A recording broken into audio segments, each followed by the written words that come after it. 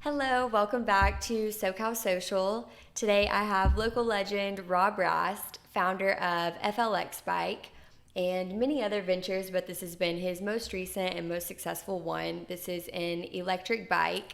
Prior to this, there were several other companies, and we're gonna just rewind and go back and see where it all started.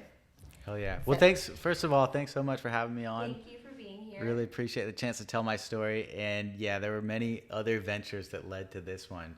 You want me to start with the first one? Let's start from why you originally started your own company in the first place. Totally. So I guess growing up, like I always kind of had this entrepreneurial spirit, and it started in church. I was really into lighters and like fireworks and stuff like that. So I would go to the flea market and I'd buy these little jet lighters for like $3-5. And then I'd fill my cargo shorts full of jet lighters, and I'd bring them into church on Sunday and try to sell them to the other kids for $10. And Yes. I realized, like, if you take the things that you love and you can make a business out of it, then you won't really have to work. Like, you're just having fun. So that was kind of the impetus for it. So I was always selling stuff and hustling through high school and college. And it was always my dream to start a real business. So then I was in China for many years, but my first couple of years in there, I was in this little island state of China called Hainan. And I met this dude who I thought could be a new like Chinese mentor. He was a business guy. Turned out to be a total like scam artist. But he was selling this alcohol. It's called Baijiu. It tastes like a combination of gasoline and bubble gum. Nice. It's so bad. But it cost him like $2 to make, and he would sell it for $60. And he's actually selling this alcohol. I'm like, dude, if you can make that kind of profit selling this crap, how about some good California wine? Because we got good wine here. And the light bulb went off, and the next thing I knew, I was making plans to be the next Bill Gates of wine in China. What happened with that? Why are you not still in China importing wine? I am not the Bill Gates of wine in China. Spoiler alert. Well, one thing, I didn't know what I was doing. I had no clue. I didn't know anything about wine, and I don't even like drinking. It was just an idea to make money and like make a business for the sake of making a business. So I imported a bunch of wine, and then the next step was like, how do you sell it? I didn't know. It just went around, kind of wandering around like, I have wine and I'm white. You want to buy it? And yeah, after about 2 years of spinning my wheel, I think I only sold through half of the inventory, and then I ended up just like scrapping it, taking another job, and moving on from there. So as a business case, it was an absolute failure. So what was your biggest takeaway? The biggest takeaway, it took me a little while to think through it, but the reason that failed is because I had zero passion for what I was doing. Like I didn't even believe in it at all. I don't believe in really drinking myself, and I'm trying to sell it to other people. So the biggest takeaway is to do things for love and not for money. And it wasn't until I did that things really started working out for me. Then going from that, you went into what job? Into the aviation industry. Okay. Yeah. So I was working with like fuel technology. It was a 9-to-5 job, but it was fun. I got my pilot's license at that time. Did that for about 2.5 years, saved up a little bit money. And then I kind of got that itch, that entrepreneurial itch to do something new while I was working that job. And that's when you dove into your passion? Yes, so I started another project, and this was out of just pure interest and passion. Also in China, I love working out. I love fitness, and one big product that people use when they work out, what is like the most common supplement? Protein?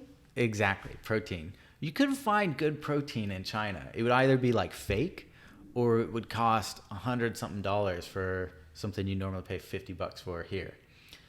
And so I thought, well, what if you could have like a decent, affordable protein here in China? And I started testing, like I was ordering the raw whey protein and making my own blends and stuff just for my own purposes. And then some people at the gym were like, hey, what are you drinking? Like, can I try some? And that's when I realized, like, I'm not the only one with this problem. And I started trying to commercialize that. And I built a company called Spirit Nutrition, and it was all super clean protein powders. It was a ton of fun. I loved doing that. Didn't make a ton of money, but it was a lot more successful than the wines. And how long had you been in China at this time? That was 2014 when I started, so I was in China 4 or 5 years at that time. So you were there for how long altogether? About 9 years total. Did you think that you would ever come back, or? Oh yeah. You knew that you. Yeah, I didn't want to be there forever. Yeah. I kind of felt like I had this mission to like do something. I didn't know what. Yeah. But I knew it was something. Okay, so then after Spirit Nutrition. So this is kind of at the same time as starting Spirit Nutrition. I had an apartment there in Beijing, and I had a room open, so I had it on Airbnb. And this dude came to stay in it, and he shows up in the middle of the night. It's this English dude. He's kind of like a combination of Jason Statham and Bear Grylls, like real tough guy, cool guy, wearing a leather jacket, buzz cut. We hit it off, and I let him borrow my little motorcycle to run around Beijing. And we're having a beer one night. He's like, hey, the motorcycle is great. I see a lot of electric scooters out on the streets. Those would be really cool to sell in Australia, where he was at the time. Can you help me find one? And that idea kind of morphed into electric bikes, because like the electric scooters were just lame. We're like, electric bikes would be way cooler. I'd much rather ride one of those. So we started looking for a factory that had one already, that we just put our name on and say, hey, this bike's cool. But we couldn't find anything good. Everything sucked. Either the people that made it were terrible, or it was just bad performance, ugly. And we found one factory that was willing to work with us and make our prototypes if we gave them the design. So we spent a year and a half kind of working on some prototypes, building those, and then leading up to launch those into the market. Did you basically live in a factory at one point? Yeah. So we finally got to the point where we could launch these bikes, and we did it on Indiegogo, which is a crowdfunding platform, where basically we're saying, hey, here's the prototype of what we want to build. You guys can get it for a massive discount. It's going to be $1,000 if you order on day one instead of $2,000. But you have to wait until we can build all these bikes and ship it to you. Okay, that's cool. So we sold $2 million worth of these bikes in 60 days on the first launch of our product. That was my first real business success. That was crazy. It was wild. I'm sure you were just in shock. We had no idea what to expect, but it was like grabbing onto a rocket ship. And we worked so hard. It was like 18-hour days every single day.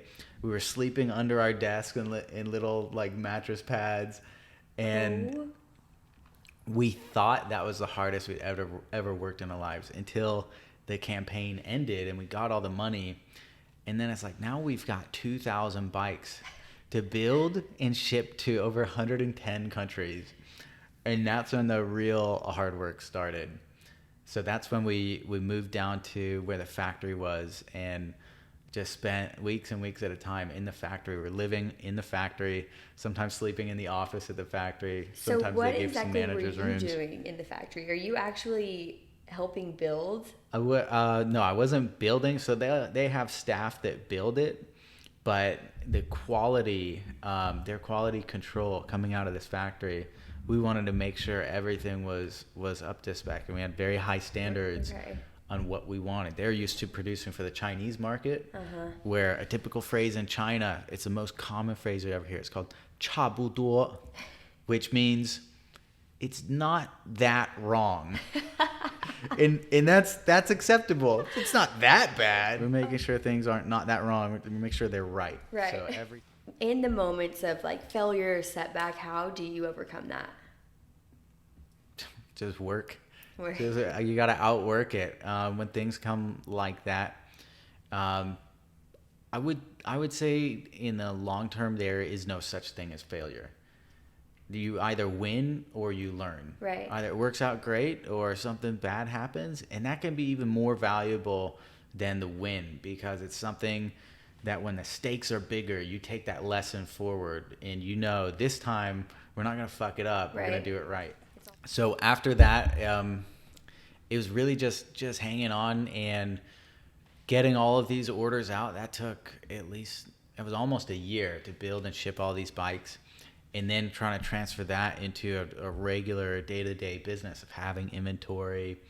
And it's really challenging with the bike supply chain because lead times are 6 months, 9 months, wow, a year, and there will be delays on that too. Right. So trying to manage customers, manage cash flow, be able to buy things a year in advance, put all that money up front, and then sell them is very challenging without financial backing. So it was really a lot of just dealing with that. And then recently in 2020, we launched another new product on Indiegogo, and that just went gangbusters for us. That was the Baby Maker. Another electric bike. That's another electric bike. So this one's a stealth electric bike. You can't really tell it's electric.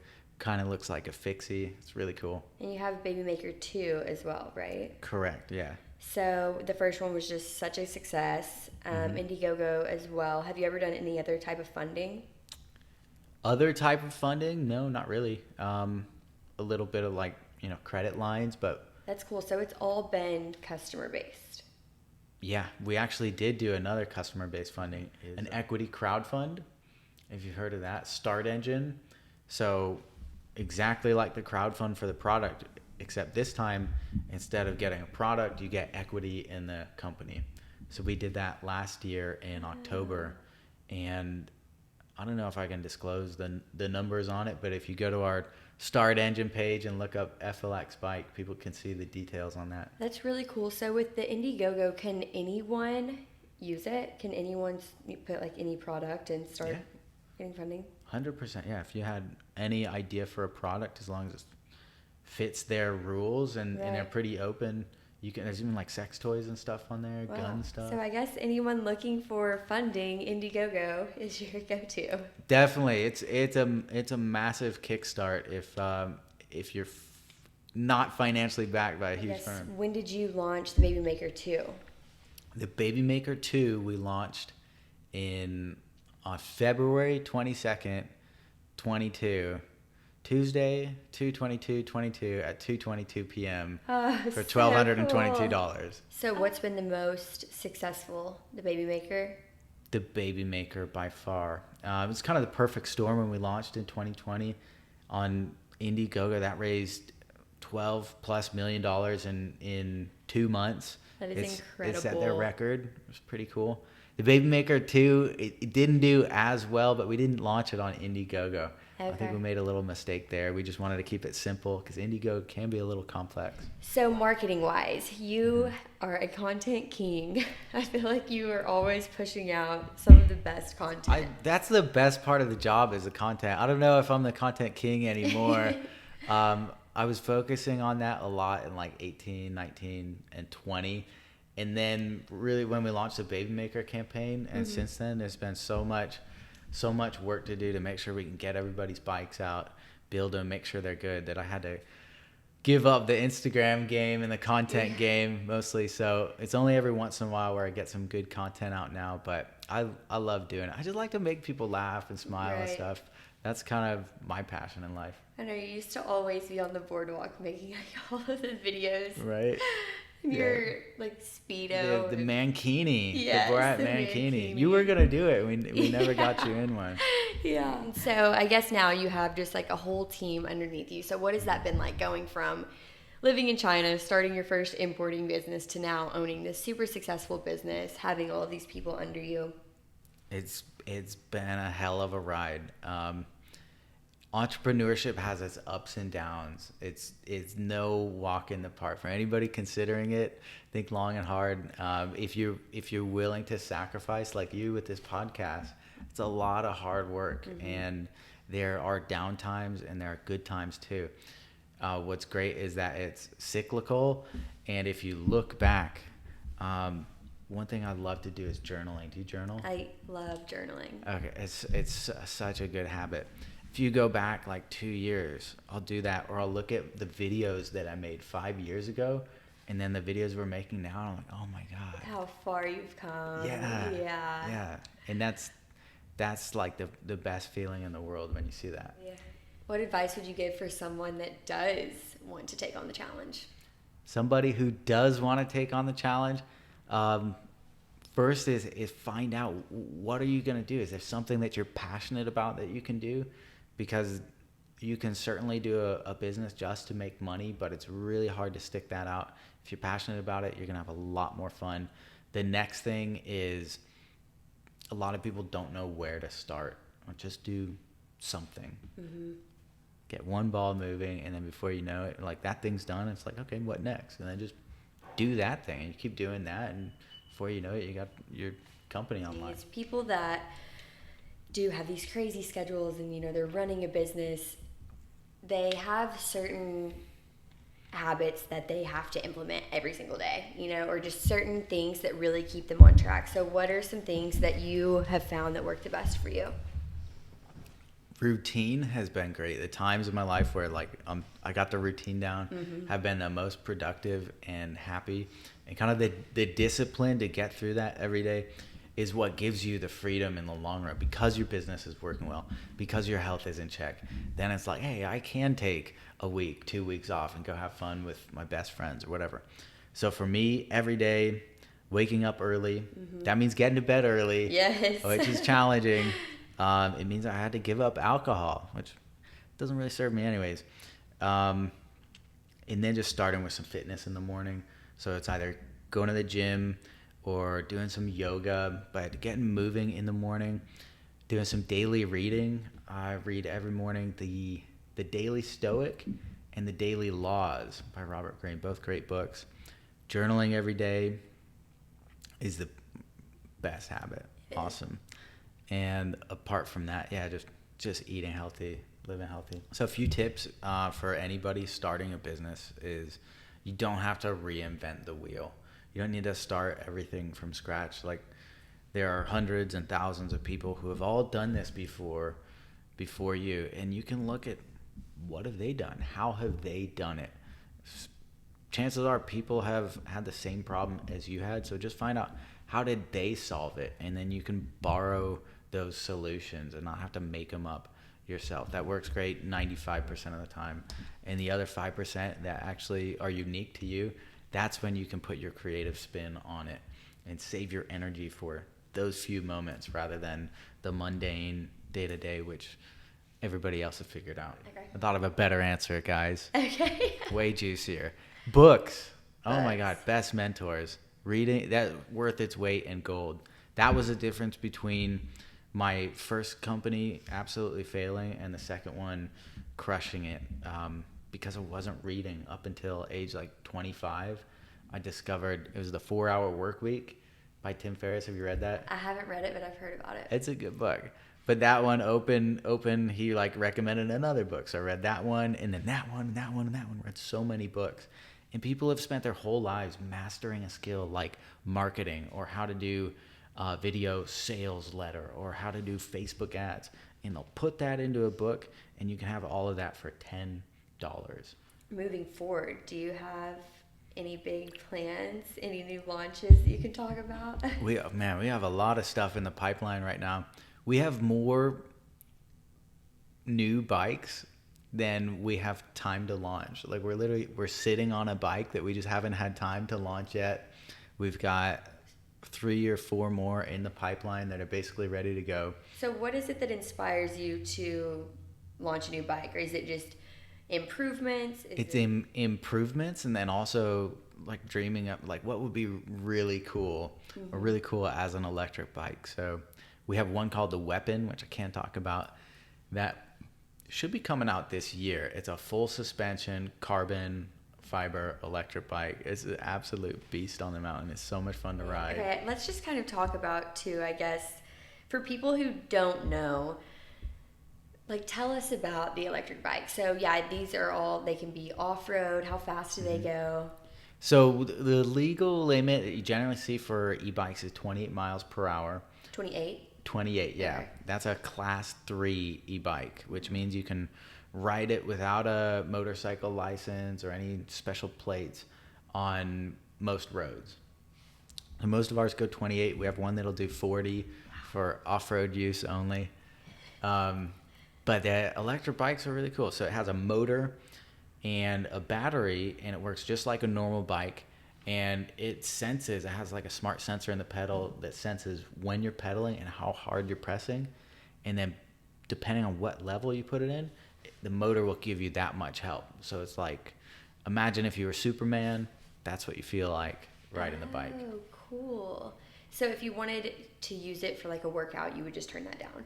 Yeah, you can turn it down to 0, and then you're really working out. That's really cool. And then you can put it all the way up if you're trying to get somewhere. 100%. I'm like that. I'm either 0 or I'm 5 all the way. Okay. And same thing with my life. And if you have it all the way up to 5, is it still pretty tiring? No. Well, it depends on how you ride. Like, I'll get tired just because I'll have it in 5, and then I'll also be going full speed myself. So it's just like maximum everything all the time. I'm going to give one tip to the folks out there. Yeah, give us all the tips, please. Oh, man. I've been really focusing on productivity lately. Because like I said, it goes in cycles, and I had some low productivity weeks where I'm like, what is going on? I need to fix this. And the biggest thing was switching from a seated desk to a standing desk. Because when you're sitting down, you're comfortable. I could sit here all day. I'm going to take my time getting this shit done. But when you're standing, you're like, I need to get out of here. I need to get this done, and I need to get that done, and I want to get the hell out of this office.